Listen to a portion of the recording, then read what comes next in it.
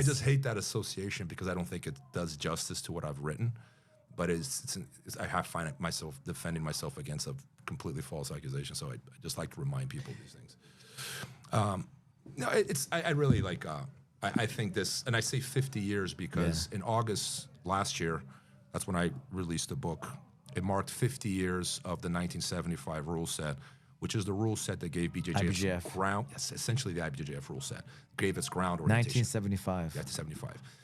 Prior to that, it was 1 for 1. The ratio of stand-up and ground was 1 for 1.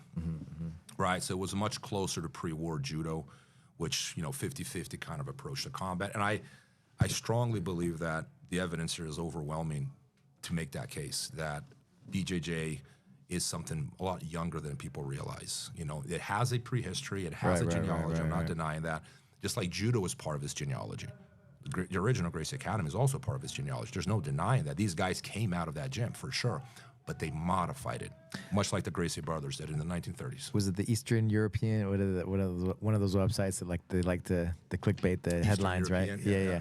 And Jiu-Jitsu, whatever it is, that website. And they were talking about how, the FADA, the whole FADA thing which is like the lineage of like GFT and stuff, right? Rodolfo Vieira and all those guys.